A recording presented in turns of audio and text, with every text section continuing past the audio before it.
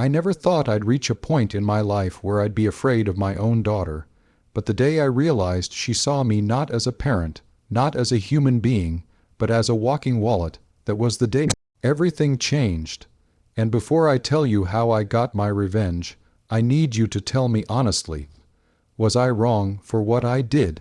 Because after everything she pulled, after all the lies and manipulation, I couldn't just sit there and let her take advantage of me.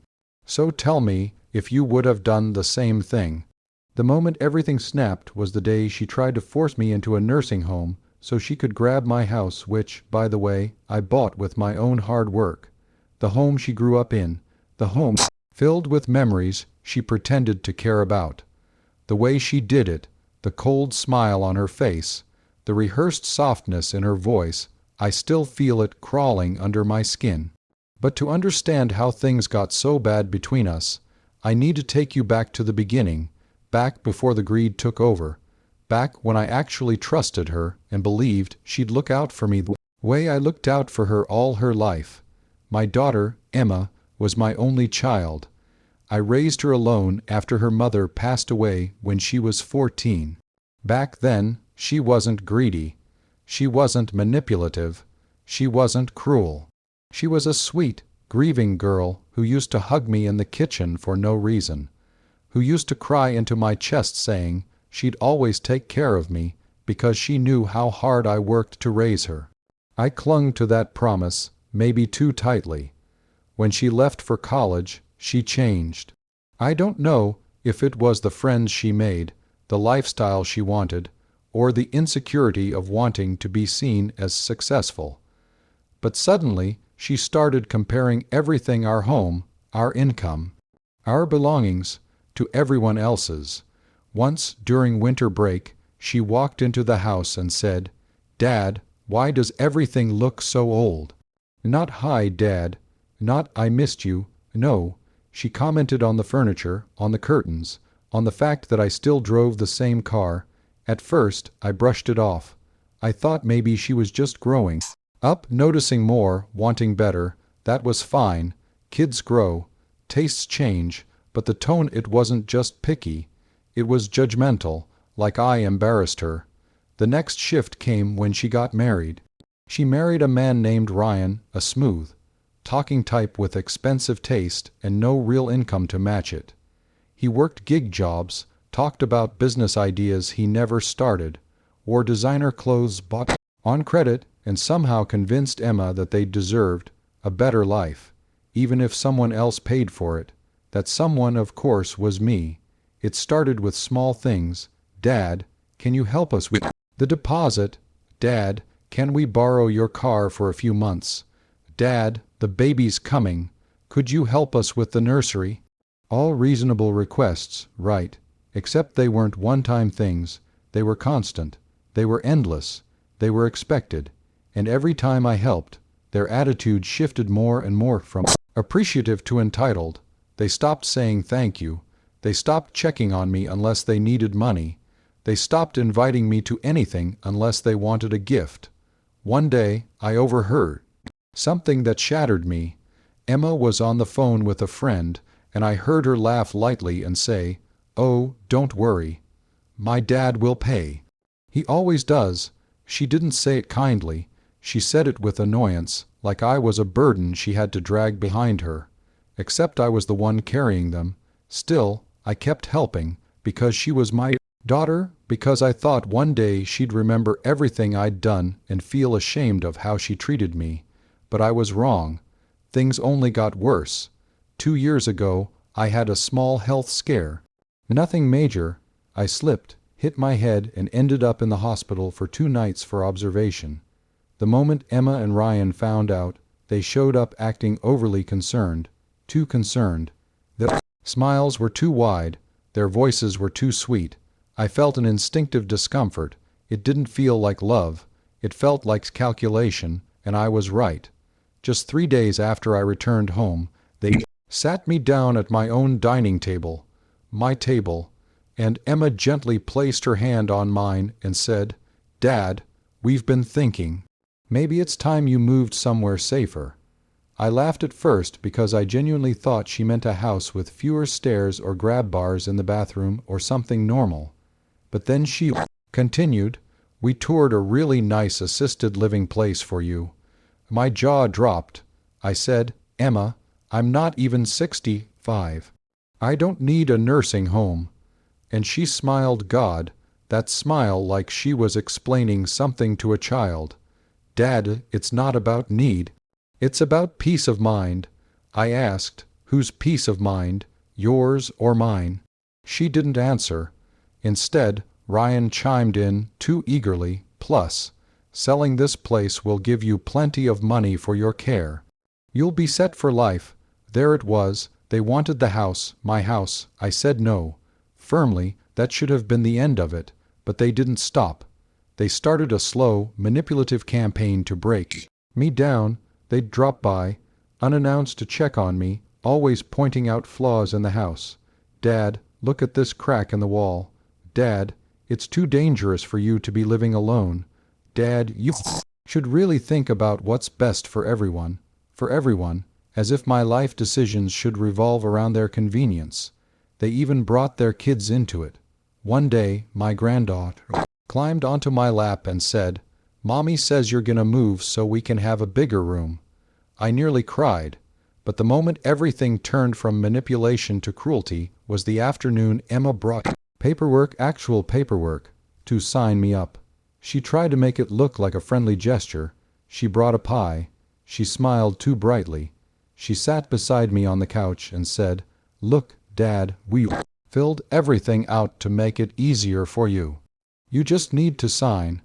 I stared at her, the child I raised, the girl who once clung to me in fear and sadness, now looking at me like I was a puzzle piece standing between her and something she wanted. When I refused, her mask cracked. She snapped, "Why are you being so difficult? You don't even use half the rooms in the house. And you know we need more space for the kids." She didn't even hide it anymore. It wasn't about my health. It was about convenience and greed. Over the next few months, she got aggressive. She started telling relatives I was declining. She exaggerated my health issues. She told my sister I wasn't safe alone. She even hinted that I wasn't mentally sharp anymore. All lies, all designed to make everyone pressure me. I felt humiliated. I felt cornered. I felt betrayed by the same child I would have died for. And then came the final straw the night I overheard her and Ryan talking in my kitchen while they thought I was asleep. Ryan said, "If he keeps refusing, we can get a lawyer involved. We'll claim he's not capable of living alone." And Emma replied, "We'll get the house eventually. He's just dragging it out." Eventually, they were planning my future beyond my death. That was the night something inside me finally snapped. But before I tell you what I did next, what revenge I took, I want you to think about this situation for a second. Imagine your own child plotting to take your home while you're still alive, spreading lies about your health, manipulating you emotionally, and trying to shove you into a place you don't need just to get their hands on your property. So tell me, what would you have done in my shoes? Seriously, pause for a moment and think about it. Would you have rolled over and let them do it? Or would you have fought back? Because I fought back, hard, and I did it in a way they never saw coming. The next morning, I called a lawyer, not for defense, but for offense.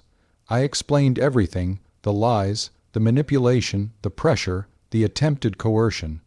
My lawyer listened carefully, then said, "You're not the first parent this has happened to. We can protect you, and we can protect your assets." That's when he suggested a plan, a beautiful, delicious plan. I transferred my house, not to Emma, not to a nursing home, but into an irrevocable trust with me as the manager. That meant I could live in it until I died. No one could force me out. And here's the best part. Emma would never receive it automatically. I could choose someone else. Anyone else, a charity, a friend, a distant relative, and she had no legal right to complain. The moment the paperwork was finalized, I felt lighter than I had in years. Then came phase 2. I stopped giving them money, completely. When Emma called asking for a little help with bills, I said, "Sorry, finances are tight." When Ryan asked if they could borrow my car, I said, "It's unavailable." When they hinted about vacations, child care costs, home repairs, anything, I shut it down. And when they realized the money had dried up, their true colors exploded in full force. Emma showed up at my house, furious. "Dad, what is going on? Why are you being like this?" I looked her in the eyes and said, "Because I know what you tried to do." She froze. For the first time, she didn't have a comeback. Then I told her the truth. The house was protected.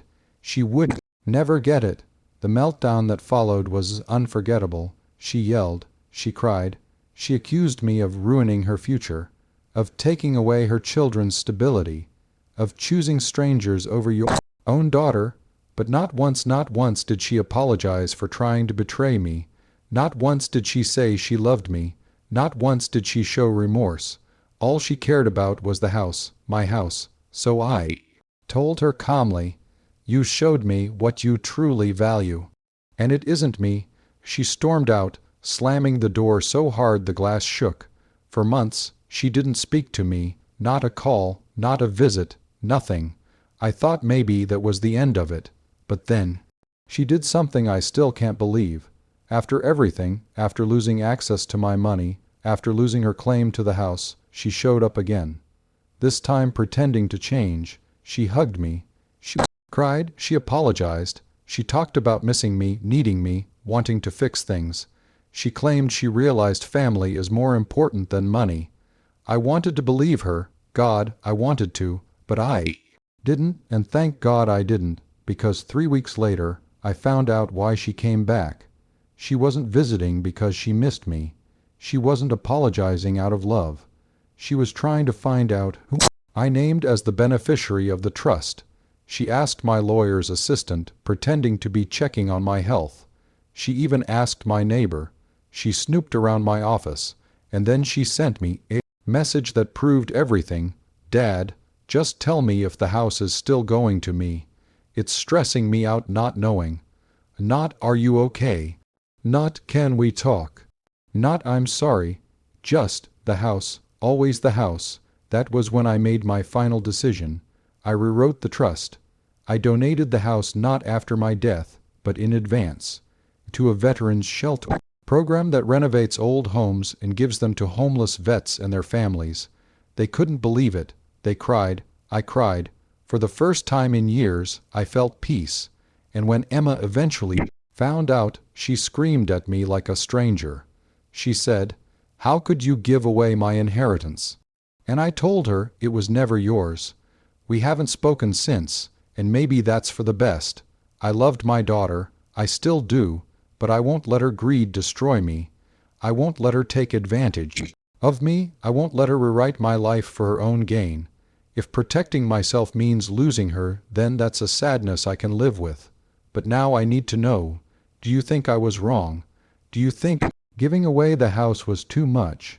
Or do you think it was exactly what she deserved? Like this video if you were on my side. Subscribe for more stories like this. And tell me your final thoughts on this whole mess in the comments, because I still wonder if I made the right choice. I'll see you all in the next story.